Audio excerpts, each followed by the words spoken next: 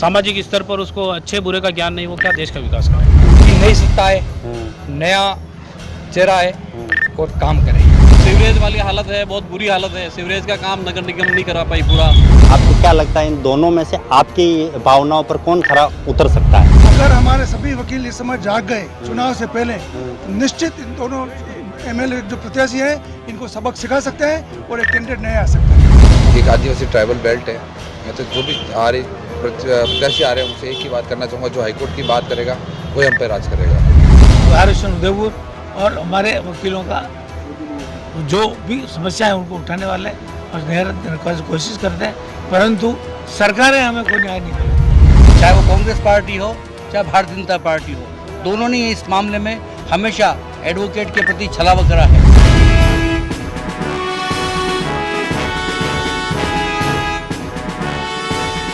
नमस्कार, मेरा नाम सुनील पंडित है और चुनावी सरगर्मियां पूरे परवान पर हैं। उदयपुर का माहौल हम देखेंगे कि पूरा चुनावी हो चुका है और मुझे ये बताने की ज़रूरत नहीं पड़ेगी कि मैं कहाँ खड़ा हूँ। जिला एवं सेशन न्यायालय में मैं अभी हूँ और इस वक्त वकीलों के एक ऐसे समूह के साथ में मैं हूँ। उनसे बातचीत करने के लिए यहाँ आया हूँ, उनसे जानने के लिए आया हूँ कि इस बार चुनावी हालात क्या हैं, चुनावी समीकरण क्या बिगड़ रहे हैं और सबसे बड़ी बात यह कि हाई कोर्ट बेंच की मांग को लेकर वकील हमेशा मुखर रहे हैं। उनका क्या नज़रिया है इसको लेकर, चलिए हम उनसे बात करते हैं। सबसे पहले तो आपका परिचय दें। मैं शिव कुमार उपाध्याय, महासचिव उदयपुर बार एसोसिएशन। क्या लग रहा है सर इस बार? लोकतंत्र में चुनाव की महती भूमिका रहती है। बिना चुनाव के लोकतंत्र कुछ नहीं है। आजकल के जो चुनाव हैं लालसा प्रवृत्ति के चुनाव हो गए। कोई भी अगर कैंडिडेट खड़ा होगा तो दूसरे कैंडिडेट पे एलिगेशंस लगाएगा, उसमें प्रथम सूचना रिपोर्ट दर्ज कराएगा, कीचड़ उछालेगा कि इसने ये किया, इसने वो किया। पुराने ज़माने में जो चुनाव होते थे वो एक हेल्थी चुनाव होते थे, कोई किसी पे एलिगेशंस नहीं लगाता था और हर एक मतदाता को चाहिए कि वो मतलब एक साफ छवि का जो व्यक्तिगत रूप से अच्छा हो उसको वोट दे, ना कि मतलब जो लालसी प्रवृत्ति का हो उसको वोट दे। सर, चुनाव आपके लिए भी महत्वपूर्ण है क्योंकि पिछले सालों से आप हाईकोर्ट बेंच की मांग कर रहे हैं और दोनों ही पार्टियों को लेकर आप खफा हैं। तो क्या आपकी मांग किस तरह से पूरी हुई है? दोनों पार्टियों का क्या रवैया रहा है? हाईकोर्ट बेंच का पिछले 40 वर्षों से आंदोलन चल रहा है। जो कोई भी नेता होगा वो चुनाव से पहले आके मतलब यहाँ बनियान में खड़ा रहेगा, कपड़े फाड़ेगा, हमारे साथ नारे लगाएगा। लेकिन जैसे ही चुनाव आ जाते हैं, चुनाव के जीतने के बाद कोई भी कैंडिडेट चुनाव जीत जाता है तो उसके बाद खाली अपने परिवार के लिए और व्यक्तिगत रूप से वो सोचता है, ना कि वकीलों के हित में जाकर सोचता। चूँकि अशोक गहलोत भी एक वकील है तो अशोक गहलोत के व्यक्तिगत बढ़ रहे हैं कि मतलब मैं जब तक हूँ जोधपुर में हाईकोर्ट उदयपुर में नहीं आने दूँ, ऐसा उनका विचार है। लेकिन मतदाताओं को मैं वापस बार बार यही कहूँगा कि हर एक मतदाता को ये चाहिए कि वो अपने मतलब इस उंगली का प्रयोग जो करे वो एक साफ छवि के लिए करे, जो काम करे निष्पक्ष रूप से जनता के लिए हो, वो जनता का सेवक है और उन्हीं को चुने, सब जनता उन्हीं को चुने। लेकिन अभी जो सारे कैंडिडेट जो चुनाव लड़ रहे हैं, बहुत सारे जनों ने उनको पूछा कि एमएलए का फुल फॉर्म क्या है, तो लोगों को जो चुनाव लड़ने जा रहे हैं उनको यही पता नहीं कि एमएलए का फुल फॉर्म क्या है, वो क्या चुनाव लड़ेंगे और देश का विकास क्या करेंगे। उदयपुर में शहरी वर्सेस बाहरी का मुकाबला है। एक तरफ डिग्रीधारी है तो दूसरा अनुभवी है। इस पूरे मुकाबले को आप किस तरह से देखते हैं? और आप एक वकील हैं तो क्या आपके लिए मायने हैं? क्या एक डिग्रीधारी या एक अनुभवी व्यक्ति होना चाहिए, स्थानीय होना चाहिए, या फिर इतना पढ़ा लिखा जो एक कहता है कि भाई मेरा एक विज़न है, एक मैं नयापन कर सकता हूँ, मेरे पे भरोसा करके देखिए? निश्चित रूप से जो चुनाव लड़ेगा वो शिक्षित तो होना ही चाहिए।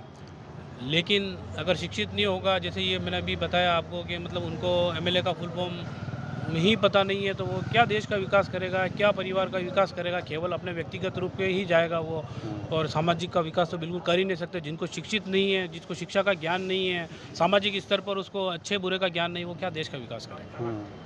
तो गौरव वल्लभ जी यहाँ आए हैं, बाहर से चुनाव लड़ रहे हैं, यहाँ चुनाव कर रहे हैं, यहाँ के स्थानीय नेता चुनाव लड़ रहे हैं, तो वकीलों का जो रुझान है किस तरफ ज़्यादा नज़र आ रहा है? मैं एक शब्द में ये पूछना चाहूँ तो ये सभी गुप्त मतदान होते हैं। जो मतदाता होते हैं जो सामने से, तो कभी कोई भी कैंडिडेट चुनाव लड़ने के लिए अगर पब्लिक रूप से सबसे संपर्क करेगा तो कोई किसी को मना नहीं करेगा। केवल कुछ लोग कांग्रेस के होते हैं, कुछ लोग बीजेपी के होते हैं, कुछ लोग निर्दलीय होते हैं। इसके अलावा जो मतलब वोट्स होते हैं वो मतलब इस चुनावी सरगर्मी को प्रभावित करते हैं। बाकी मतलब साथ में रहने घर का भेदी लंका ढाए, कहीं ना कहीं ये भी प्रभावित होता है कि साथ में रहने वाले ही वोट नहीं देते हैं और साथ में रहने वाले को ही प्रगति बर्दाश्त नहीं होती। इसलिए मतलब ये तो सब जगह चलता है, मैं तेरे साथ हूँ, ये वो तेरे साथ है, पर ऐसा होता नहीं है। जो पार्टी के कंटेस्ट होते हैं वो वोट देते हैं और कुछ एक लोग हैं जो इस चुनावी सरगर्मी को प्रभावित करते हैं। आप बताएं सर, किस तरह से उदयपुर में 8 सीटों की बात करें तो किसका पलड़ा इस बार भारी होता हुआ नजर आ रहा है? देखिए, जो कार्यकाल निकला है तो हर बार जनता ये चाहती है कि कुछ नया हो।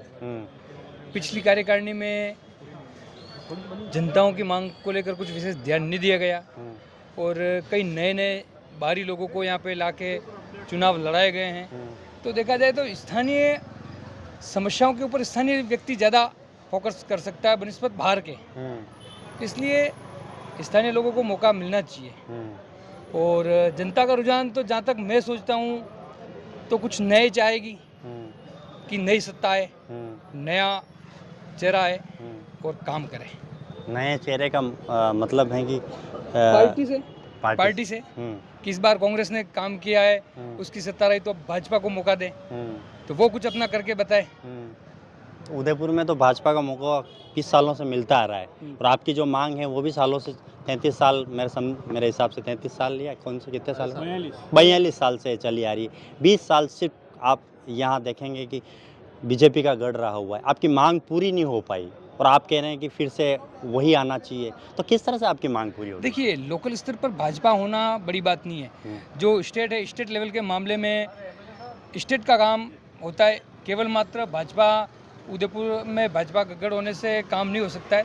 ये पूरी कड़ी से कड़ी जब मिलती है ना, जैसे सेंट्रल में भाजपा है तो राजस्थान में पूरी फुल प्लेस भाजपा है, तो उस तरह से काम होगा। अकेला एक व्यक्ति उदयपुर में भाजपा का लीडर है, मेरे कहने का मतलब। आप कड़ी से कड़ी जोड़ना चाह रहे हैं? आप कड़ी से कड़ी, जब तक कड़ी से कड़ी जुड़ेगी। अब जैसे हमारा गहलोत साहब ने चाह रहे हैं कि राजस्थान की हाईकोर्ट जो जोधपुर में है उसकी बेंच उदयपुर में आए, कि वो अपने जोधपुर के पक्षधर हैं। तो इस तरह से यहाँ पे कोई अच्छा लोकल लीडर हो, वो अगर सत्ता में आए तो हमारी लोकल लीडर से याद आए, लोकल लीडर गुलाब जी से तो भारी कोई नहीं लोकल लीडर होगा। उनका रवैया भी आप देख सकते हैं किस तरह से उनका रहा है। आप खुद जानते हैं, मैं एलिगेशन नहीं लगाता हूँ, मैं बात नहीं करता हूँ, फिर भी आपकी हाईकोर्ट मांगनी है। अब आप चाह रहे हैं कि ऐसा नेता है कौन मेवाड़ में, तो कौन इनसे बड़ा नेता हो सकता है? देखिए, वो गुलाब जी की बात जहाँ तक करें तो वो आज की तारीख में वो असम के राज्यपाल हैं, लेकिन कहीं ना कहीं सबका अपना बैकग्राउंड रहता है। और जहाँ तक मुद्दों की बात करें तो कहीं ना कहीं सब लोग अपनी निजी स्वार्थ के चक्कर में जो मुख्य मुद्दे हैं, जनता के मुद्दे हैं, उनको प्रभावी नहीं होने देते हैं। तो चलो इस बार कुछ न कुछ देखिए, लोकल उम्मीद है। बिल्कुल लोकल की बात हुई। उदयपुर के इस चुनाव में अभी आप देखे जा रहे हैं कि लोकल मुद्दे जो हैं किसी तरह से नज़र नहीं आ रहे हैं। लोग बहस को उतारू हो रहे हैं, बहस को चुनौतियां दे रहे हैं। आपको क्या लगता है किस तरह के लोकल मुद्दे उठाने चाहिए? लोकल मुद्दे, कई सारे लोकल मुद्दे हैं। देखिए, ऐसा है कि लोकल मुद्दे जो नगर निगम की जो अगर बात करें, नगर निगम के पास काफ़ी काम करने को है पर नहीं किया है। आयड नदी वाला जो काम ले रखा है, सुनने में आया कि काफ़ी सारा फंड, करोड़ों रुपए इवन उसके लिए इन्होंने खर्च किए हैं, पर जो आप स्थिति देखें अब आज भी ये सीवरेज वाली हालत है, बहुत बुरी हालत है। सीवरेज का काम नगर निगम नहीं करा पाई पूरा। और भी कई सारे जो लोकल इशू है आज भी वो के जस के तस है। फ्लाईओवर का काम है, आप ट्रैफिक की स्थिति देखें, एक 4 गाड़ी आ जाती, स्थिति ये हो जाती है कि 2 घंटे तक जाम लग जाता है, लोग परेशान हो जाते हैं। हॉस्पिटल जाने के लिए एम्बुलेंस को रास्ता नहीं मिलता है, बड़ी दयनीय स्थिति है। तो लोकल इशू तो नो डाउट मायना रखते ही है। लोकल इशू के बगैर तो चुनाव कोई सा भी, किसी भी स्टेट का, किसी भी डिस्ट्रिक्ट का जो विधायिका का चुनाव है, लोकल इशू के बगैर तो कोई। उदयपुर के क्या आपकी नज़र में मैं चाहूँ तो क्या क्या मुख्य मुद्दे हैं जिससे आज भी जनता परेशान है, मतलब त्राहिमाम मचा हुआ है, वो ज़रूरतें तो पूरी होनी ही चाहिए? क्या मुद्दे हैं? देखिए, सबसे पहला तो हमारा जो एडवोकेट्स का मुद्दा था, हाईकोर्ट बेंच वाला, पिछले 40-42 साल से हम लोग संघर्ष कर रहे हैं। लगातार हर महीने की 7 तारीख को हमारा जो कार्य दिवस है उसको सस्पेंड करके, स्ट्राइक रख के हम लोग जो धरना देते हैं, प्रदर्शन करते हैं। राज्य सरकार से पिछले 40-42 सालों से हमारी मांग है भाई कि हमको एक हाई कोर्ट बेंच यहाँ पे या सर्किट बेंच ही दे दो एटलीस्ट, तो वो नहीं हो पाया। उसके अलावा जो आम जनता की जो लोकल मुद्दे हैं, कई सारे ट्रैफिक की समस्या को लेके हैं, सीवरेज का जो है वो बताया मैंने आपको अभी थोड़ी देर पहले, वो वाला है, अपने ये आयरन नदी वाला लोकल मुद्दा है। उसके अलावा भी कई सारे लोकल मुद्दे हैं, जैसे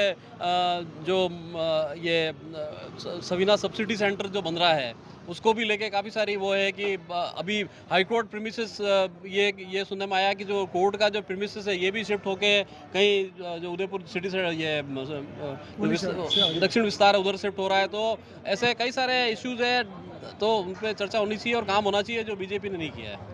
आपके हिसाब से क्या मैं तो ये कहना चाहता हूँ कि चुनाव से पहले जो ये उम्मीदवार होते हैं ये बड़े बड़े वादे करते हैं जनता से, और चुनाव जीतने के बाद में ये हमें नज़र नहीं आते हैं। तो सबसे पहली बात तो ये है कि ऐसे लोगों को चुना चाहिए, मतदाता को भी जागरूक होना पड़ेगा, ऐसे लोगों को चुने जो चुनाव के बाद में जनता की उम्मीदों पर खरा उतरे और उनके जो किए हुए वादे हैं वो पूरा करे। ऐसे व्यक्ति को चुना जाए, अदरवाइज चुनाव तो हर साल होते हैं, इसका कोई सेंस नहीं है। इसलिए इन चुनाव से एक तरह से देखा जाए तो विश्वास उठ गया है कि जो कैंडिडेट होते हैं वो अपने बारे में सोचते हैं, अपने परिवार के बारे में सोचते हैं, लेकिन जनता के बारे में कोई नहीं सोचता है। तो मेरा ये कहना है कि वो जनता के बारे में सोचे, जनता उनको उम्मीद के साथ में चुनती है, उनकी उम्मीदों पे खरा उतरे और जनता के साथ में किसी प्रकार का विश्वासघात धोखा नहीं हो, ये मैं कहना चाहता हूँ। अभी जो दो कैंडिडेट उतरे हैं मुख्य तौर पर, वैसे तो खूब सारे हैं, ताराचंद जी जैन और गौरव वल्लभ।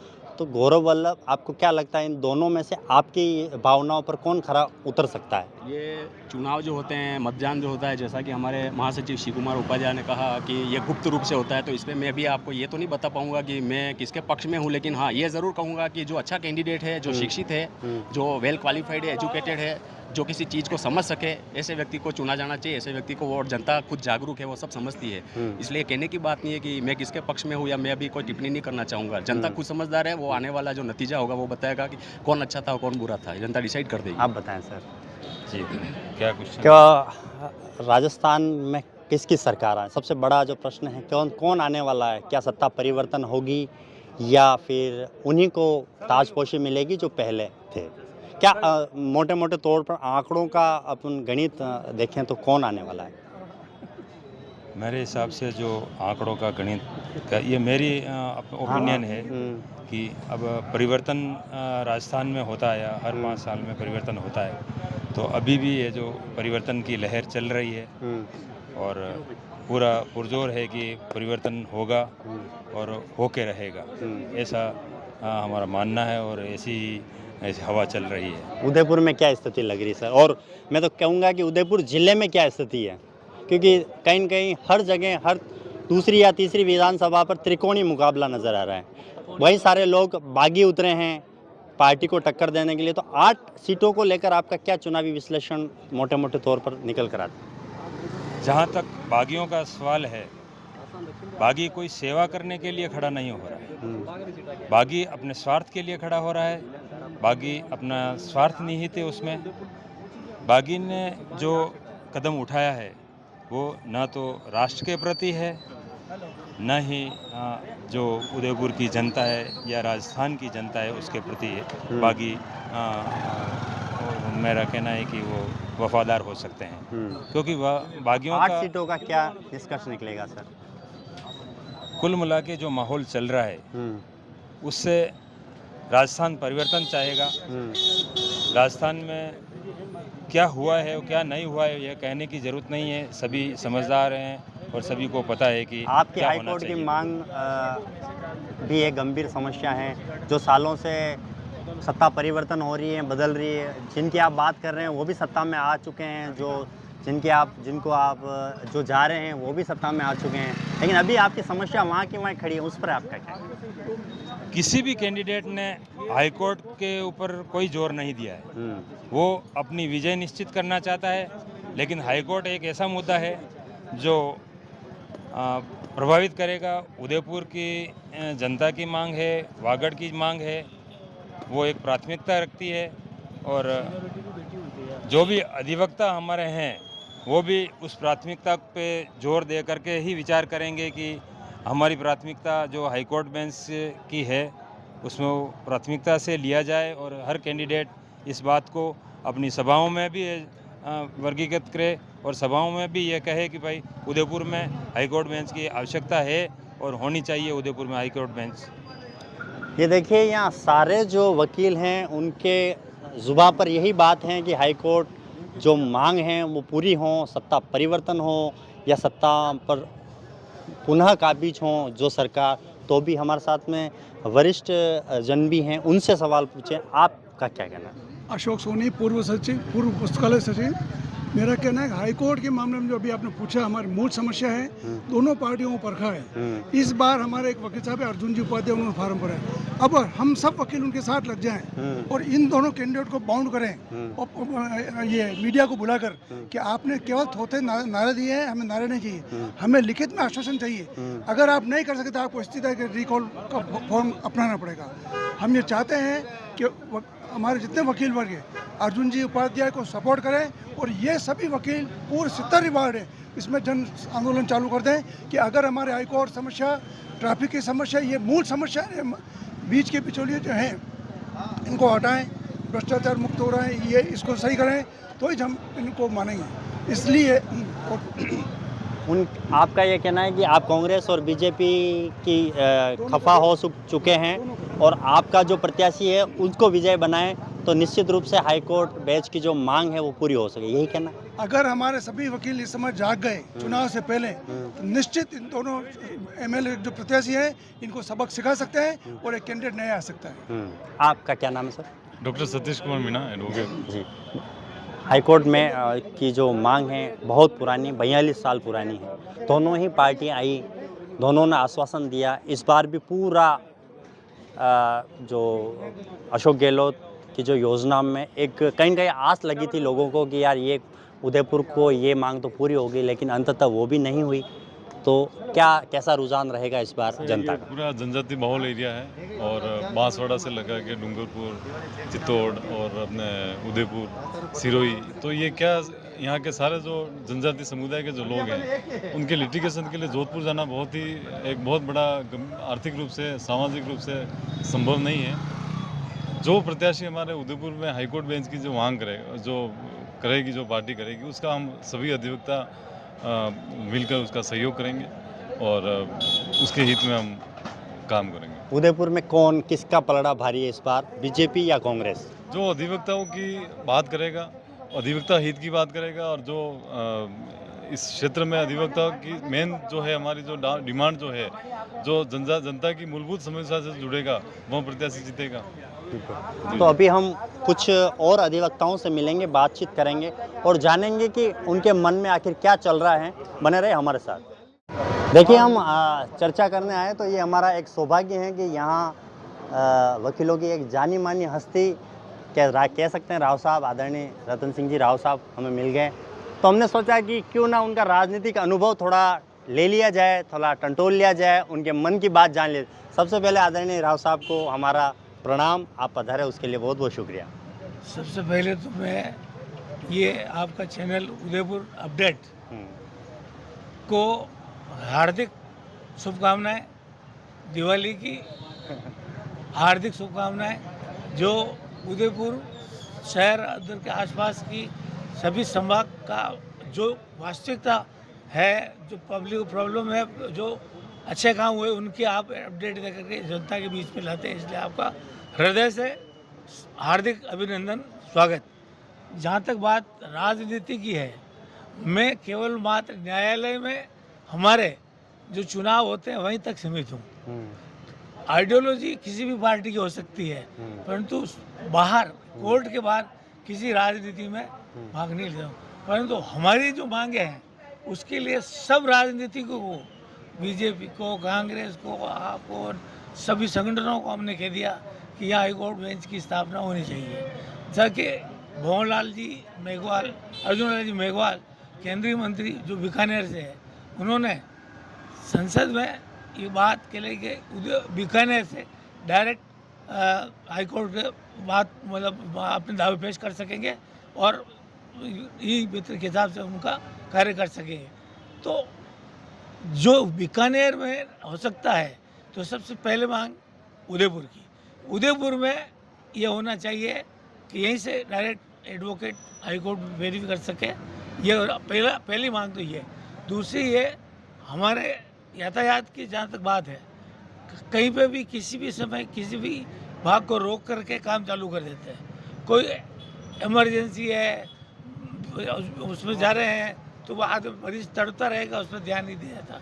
यहाँ की ट्रैफिक व्यवस्था न तो पुलिस संभालती है और न नागरिक इस बारे में ध्यान देते हैं। तीसरी बात ये है कि ऐसा जो विश्व प्रसिद्ध हमारा उदयपुर शहर है, इसका कोई सानी नहीं। इसको अपडेट रखने के लिए इसकी महत्व ऐतिहासिक शहर जो है इसको बढ़ाने के लिए आप द्वारा जो अपना चैनल के माध्यम से लोगों के बीच लाते हैं, ये बहुत ही आपका भागीरथी प्रयास है और आप इसमें सहयोग करें। हम तन मन धन से आपके साथ हैं। जय राजस्थान, जय भारत। एक छोटा सा सवाल मन में, जो वैसे तो आपके जो स्वास्थ्य थोड़ा समय भी कम है, थोड़ा स्वास्थ्य भी आपका खराब, हर पार्टियां आती है आपके साथ में छलावा करती है, चाहे कांग्रेस आती है, मैं तो खुल के बोलता हूं क्योंकि आपके सामने खड़ा हूं इसलिए मुझे फिलहाल तो डरने की जरूरत नहीं है। कांग्रेस आती है, बीजेपी आती है, हर छलावा करती है। पिछली बार पूरी संभावना थी, इस बार पूरी संभावना थी कि हमारे पास में हाई कोर्ट बेंच आएगा, लेकिन नहीं आ पाए। क्या कारण रहे हैं? हाई कोर्ट बेंच नहीं आने के पीछे कारण, सबसे पहला कारण तो सरकार है। सरकार यहाँ पे वादा कर लेगी, जो राजनीतिक एमएलए एमपी और जो भी यहाँ से बने हैं, केंद्रीय मंत्री बने, यहाँ के कानून मंत्री भी बने थे, यहाँ के उदयपुर के गृह मंत्री भी बने थे, सब ने इस कलेक्ट्री के बाहर बहुत बड़ा आयोजन करके अपने कपड़े घुमाते हुए कहा था कि हाईकोर्ट बेंच हम लेके आएंगे।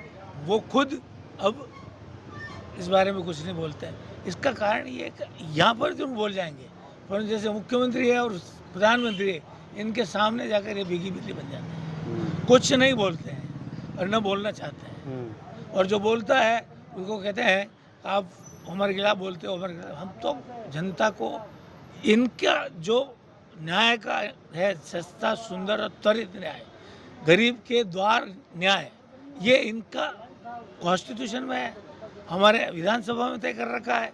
तब कहाँ गरीब को न्याय मिल रहा है? मैं तो कहता हूँ गरीब के लिए न तो न्याय है, न शिक्षा है और न चिकित्सा है। इसलिए इस पर विशेष ध्यान देना चाहिए। केवल मात्र 8 रुपये की ये रोटी पर खिला करके हम ये कर रहे हैं वो कर रहे हैं, वादे सब करते हैं, पर वादों पर सक्रिय रूप से जब तक कार्य नहीं किया जा सकता, जब तक आप जैसे चैनल उनको उठाएंगे नहीं और ये बात जनता के सामने नहीं लाएंगे, तब तक स्पष्ट रूप से हमारा न तो न्याय मिल सकता, न शिक्षा मिल सकती है, न चिकित्सा मिल सकती है। बहुत बहुत धन्यवाद, बहुत बहुत आभार सर आपका। चेतन जी भी हमारे साथ में। चेतन जी, कुछ युवा आग हैं, युवा नेतृत्व करने वाले हैं, कुछ बताएं शहर को कि क्या आपकी मांग है और इस बार क्या आपको लग रहा है कि कैसा समीकरण बैठने वाला है? देखिए, 47 वर्षों से हमारी हाई कोर्ट बेंच की जो मांग चली आ रही है उस पर कोई भी सरकार ध्यान नहीं देती है। एक आदिवासी ट्राइबल बेल्ट है। मैं तो जो भी प्रत्याशी आ रहे हैं उनसे एक ही बात करना चाहूँगा, जो हाई कोर्ट की बात करेगा वही हम पे राज करेगा। Thank you. टीएसपी एरिया है और हमारे कॉन्स्टिट्यूशन में साउथ में only the ground of the TSP area के आधार पर हम वहाँ पर हाई कोर्ट बेंच का खुली है, तो यहाँ क्यों नहीं? इसलिए खोलना वो ज़रूरी है। और मैं Ratan Singh Rao, bar council member, ex vice chairman bar council Rajasthan, ex president Udaipur Bharat Udaipur, और हमारे वकीलों का जो भी समस्या है उनको उठाने वाले और निराकरण की कोशिश करते हैं, परंतु सरकारें हमें कोई न्याय नहीं दिलाती है। सरकार हमारे को कहीं, कोई सी भी सरकार, न तो ये हमारी इसका एक मांग है जो 44 साल चल रही है। राव साहब, आपके जैसे व्यक्ति ये कह रहे हैं कि सरकारें न्याय नहीं दे रही, आम आदमी का क्या हालात होती होगी? आम आदमी तो जीना ही मुश्किल है, उसको खाना नसीब नहीं, न्याय नसीब नहीं, चिकित्सा नसीब नहीं, तो आम आदमी की हालत तो मैं आपके सामने क्या बयान करूं। स्थिति ऐसी है कि आपको बताऊं क्या, वो तो मरणासन है। आदमी आज डॉक्टर, प्राइवेट डॉक्टर पे जाते ही 500 रुपये खुलते हैं, 500 रुपये दो तो आगे डॉक्टर देगा, उसमें भी लाइन लगानी। तो ऐसी स्थिति में बहुत ज़रूरी है। हमारे अभी जो चुनाव का आया हुआ है, तो इस चुनाव को, जो विधानसभा के चुनाव आए, इसमें लेकर सभी पार्टियां कह रही है हम हाईकोर्ट बेंच लाएंगे, अब वो करेंगे। परंतु यहाँ आकर जो ये भले बीजेपी से आओ, भले कांग्रेस से आओ, भले आप से आओ, भले निर्दलीय आओ, परंतु व्यक्तित्व वाला व्यक्ति जो बोलता है वो करके दिखाएगा, वही उदयपुर से आएगा। 2 बार गृह मंत्री, एक बार विधानसभा अध्यक्ष रहे हुए हैं और उदयपुर के ही रहे हुए हैं, फिर भी आपकी मांग पूरी नहीं हुई। यही बात मैंने आपको पहले कही थी। ये यहाँ पर बोलते हैं, परंतु मुख्यमंत्री के सामने और प्रधानमंत्री के सामने इस बात को नहीं रखा जाता। ये हमारा यहाँ की जनता का दुर्भाग्य है। हम लोग वहाँ कहते हैं वकीलों को फायदा, वकीलों को क्या फायदा होगा? हम तो जोधपुर जाएंगे तो वहाँ पे भी फीस मिलेगी, यानी फीस बिना फीस भी कर देंगे, परंतु गरीब के लिए क्या कर रहे हैं? नहीं। इसलिए ये एक चाल है। कोटा ने भी मांग उठा दी, बीकानेर ने मांग उठा दी, और हम तो सबसे पहले उठा रहे हैं ना। तो हाईकोर्ट बेंच की बात स्थापना तो पहले यहाँ होनी चाहिए। वर्चुअल हाईकोर्ट बेंच की बात चली कि यहाँ पे दे देंगे, और वो गायब। अभी चला 3 महीने पहले वर्चुअल लॉ मिनिस्टर खुद ने कहा बीकानेर, कोटा और उदयपुर तो वर्चुअल हो जाएगी तो भी मान लेंगे हमारी जीत हो गई और गरीब को न्याय दिलाएंगे, ये हमारा वादा। तो वो अखबारों में कह तो रहे हैं सराफ साहब की वर्चुअल मांग आपकी पूरी कर दी गई है।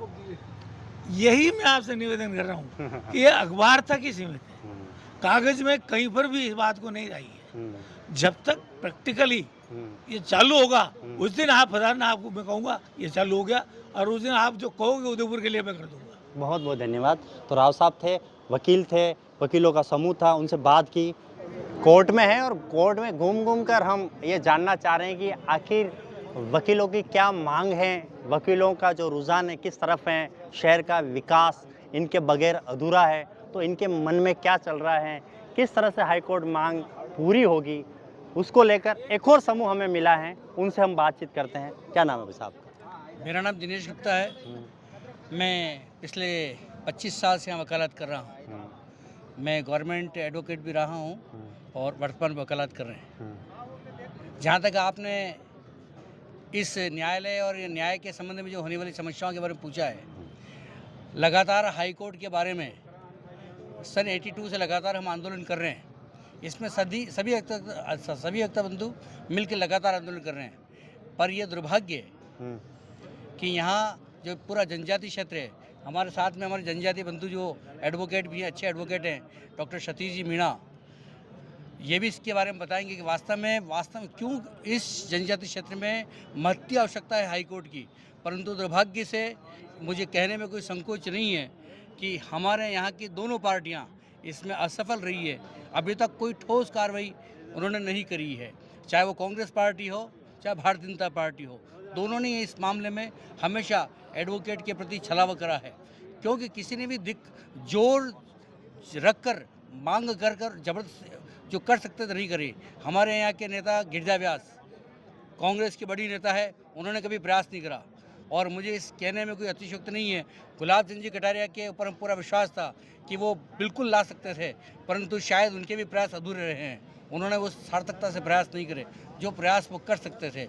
और अभी हाल ही में अर्जुन जी मेघवाल ने जो कहा है वो हाई कोर्ट के लिए कहा है। अब वो कितनी सफल होती है, कहाँ तक हो पाती है, परंतु मेरा ऐसा मानना है यहाँ पर वास्तव में एक तरह से यहाँ पर भी एक खंडपीठ की आवश्यकता है, जो हाई कोर्ट की खंडपीठ स्थापित होनी चाहिए। ये ऐसे कई मुद्दे हैं यहाँ पर हमारी लंबे समय से कोर्ट का यहाँ पर प्रीमिसेस दे रखा है, पर उस प्रीमिसेस के बारे में आज तक कोई बात नहीं कर रहा है, कोई फंड नहीं है, कोई उसके बारे में यहाँ पर एडवोकेट से पूछ के कि भाई वहाँ पर क्या करना है क्या नहीं करना, आज तक कोई प्लानिंग उसके बारे में नहीं है। यहाँ पर की पार्किंग की समस्या ज़बरदस्त है, यहाँ की पार्किंग के बारे में कोई नहीं पूछता। आज जब से कोरोना काल के बाद पार्किंग यहाँ पर बदल दी गई, उसके बाद बड़ी अजीब स्थिति है। यहाँ पर एडवोकेट गाड़ी कहाँ लाएगा, एडवोकेट गाड़ी कहाँ रखेगा, आने वाला क्लाइंट गाड़ी को कहाँ पार्किंग करेगा। आज बाहर सारी पूरा आप कोर्ट के बाहर जाइए, सब पर गाड़ी नज़र आती है, न तो ट्रैफिक पुलिस वाले न कोई इसकी व्यवस्था करने में किसी की भी इंटरेस्ट नहीं है। सरकार लगातार इसमें असफल साबित हुई है। इस बार क्या लग रहा है सर, कौन आपकी मांग को पूरा करेगा? कांग्रेस करेगी वापिस आकर, या फिर नई सत्ता पर जो बैठेगी भाजपा करेगी? जहाँ तक मुझे लगता है राजस्थान में जैसा हमेशा है, राजस्थान में जनता हमेशा परिवर्तन करती है, तो मुझे ऐसा लगता है कि जनता इसलिए परिवर्तन करती है कि वो किसी पार्टी से संतुष्ट नहीं पाती। हमेशा उसको लगता है कि हमारी जो बातें रह गई है इसने अधूरी करी है, शायद आने वाली पार्टी पूरी करेगी। तो मुझे लगता है कि रुझान के अनुसार ऐसा लगता है कि वापस भारतीय जनता पार्टी का शासन आएगा, परंतु क्या भारतीय जनता पार्टी भी इस काम को पूरा कर पाएगी, इस बारे में अभी तक संदेह है। उदयपुर में क्या लगता है सर, इस बार क्या माहौल है, क्या रुझान है? आपने बीजेपी का इशारा कर दिया कि बीजेपी आने वाली है, लेकिन उदयपुर में दो तरह की स्थिति हो रही है कि ताराचंद जी जैन स्थानीय हैं, लेकिन सामने उनके जो हैं वो कैंडिडेट भारी पड़ता हुआ दिखाई दे रहा है।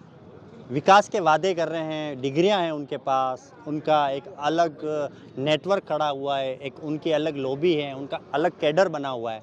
तो क्या लग रहा है सर, इस बार वही होगा जो आप कह रहे हैं या फिर परिवर्तन होगा यहाँ पे भी?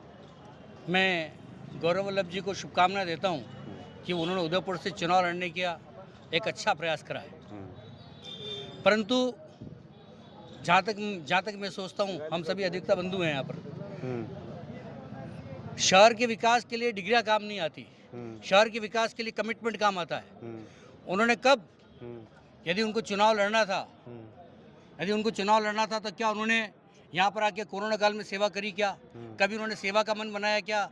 वो कहते उनका ससुराल है, तो ससुराल तो पहले भी था, कभी यहाँ पर उदयपुर आके सेवा करी क्या?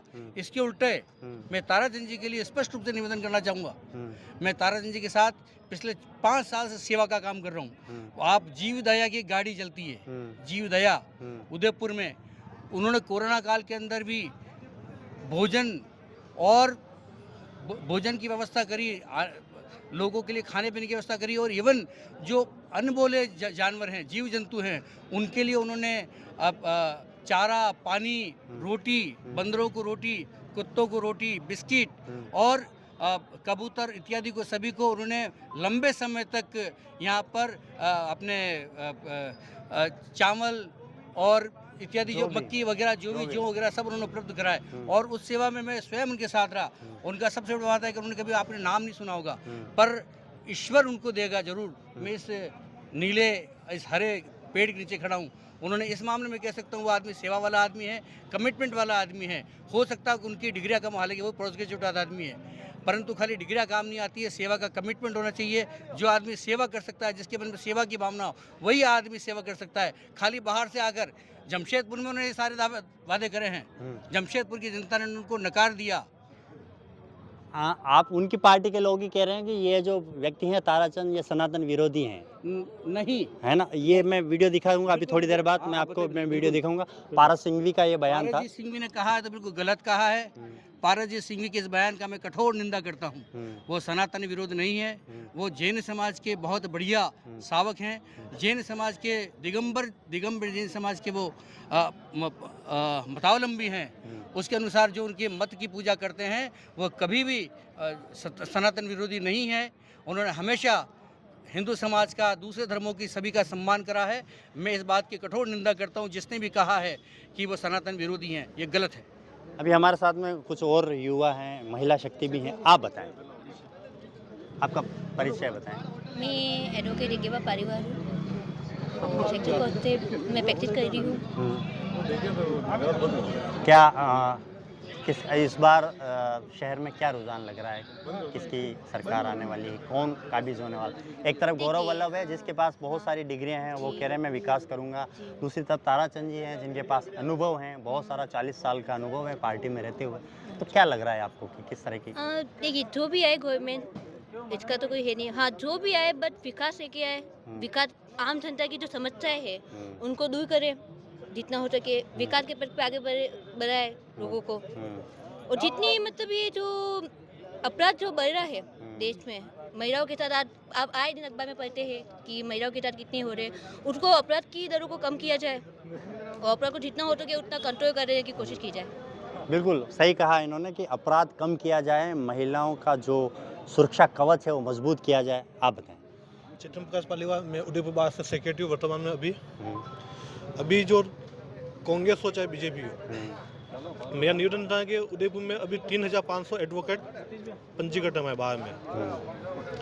अगर उनकी सबकी फैमिली मिला के अपन बात करते तकरीबन 20,000 लोग, एक फैमिली में 5-6 मेंबर भी अपन मानते हैं एडवोकेट कम से कम, तो 20,000 पब्लिक एडवोकेट की हो जाएगी। लोग जुड़े हुए हैं। लोग जुड़े हुए हैं बाहर से। अब कंडीशन ये है, जो एडवोकेट की मांगे है, चाहे हाई कोर्ट बेंच हो, एडवोकेट कॉलोनी हो, कुछ हो, कुछ जो मूलभूत जो मांग है एडवोकेट की, उस पर कोई भी अब तक प्रत्याशी ने कोर्ट परिसर में आके आश्वासन कुछ भी नहीं दिया है।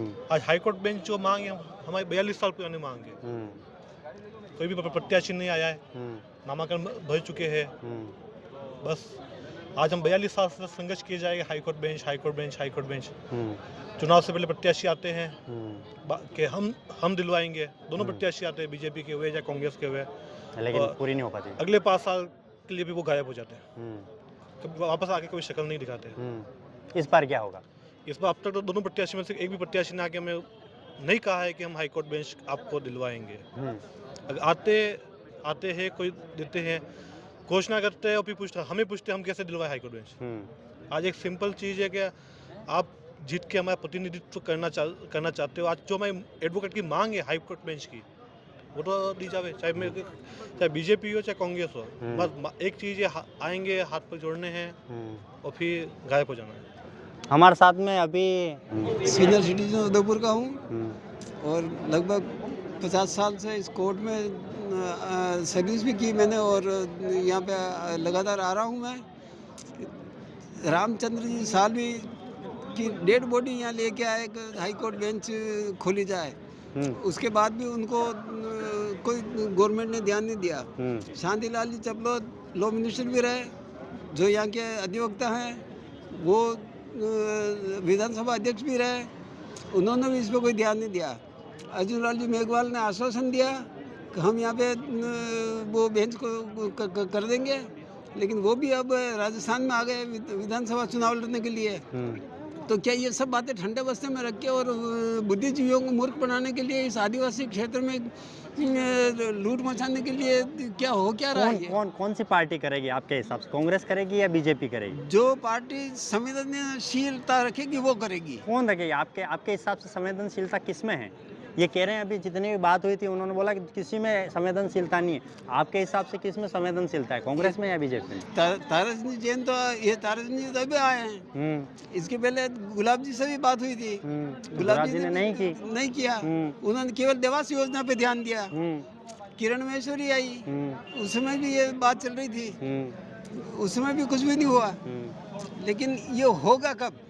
दूसरी बात पार्किंग की आती है, तो कलेक्टर के सामने जो जगह खाली पड़ी हुई है वो यहाँ की पार्किंग के लिए दे दी जाए, तो कम से कम ये समस्या तो हल हो।